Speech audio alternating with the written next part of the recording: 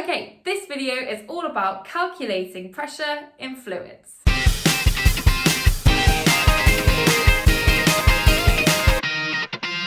So let's jump straight in and have a little look at our equation for calculating the pressure in a fluid. Okay, so we have P, pressure, measured in pascals, is equal to rho, which is your density in kilograms per meters cubed, multiplied by G, which is your gravitational field strength in newtons per kilogram, and on Earth it's 10, multiplied by H. H stands for height, or the depth of your liquid, and that is measured in meters. So let's have a look at that equation in action. I would like to calculate the pressure that was felt by the diver on the deepest ever scuba dive, where they reached a depth of 330 meters below the surface. Seawater had a density of 1020 kilogram per meters cubed. Okay, so let's use our equation. P is equal to rho times G times H. So P, my pressure, is equal to my density, 1020, times G, 10, times H, 330.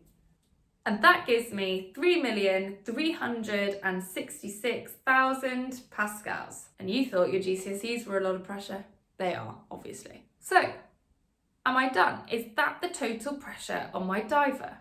Well, I have to be careful. That is the total pressure due to the sea water on my diver. But above the sea, of course, there is all of the air and the atmosphere, which is also causing pressure on my diver. When you're walking around on planet Earth, roughly the pressure due to the air and atmosphere is 100,000 pascals. So really, to have the total pressure on my diver, I should take the pressure from my seawater, add 100,000 pascals, but as you can see, the pressure due to the seawater at that depth is so large that the pressure due to the atmosphere doesn't really contribute that much. Okay, let's do another example, but this time I want to calculate a pressure difference.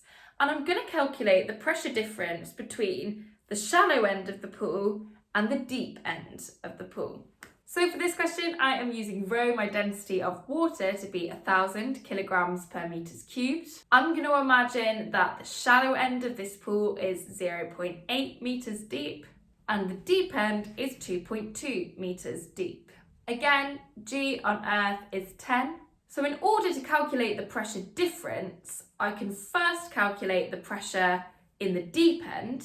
P equals 1,000, my density, times 10, G times 2.2 equals 22,000 pascals. Then I can calculate my pressure at the shallow end. P is equal to density, 1,000, times G, 10, times 0.8 equals 8,000 pascals. And then I can find the difference.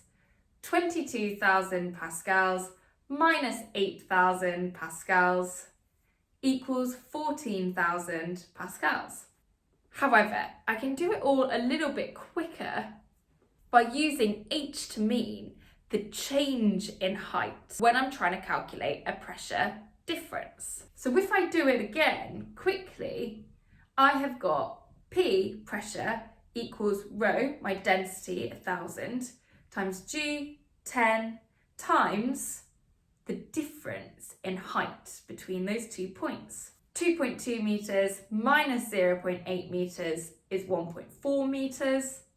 So when I multiply all of these together again, I get 14,000 pascals. Notice how I didn't have to account for my atmospheric pressure when doing that pressure difference calculation. And that's because at the shallow end and the deep end, everything is still subject to the same atmospheric pressure pushing down.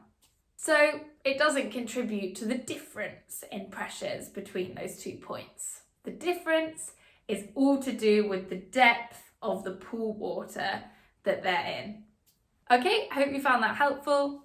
Please do download the notes below. If you like the video, give us a like and subscribe. Thanks for watching.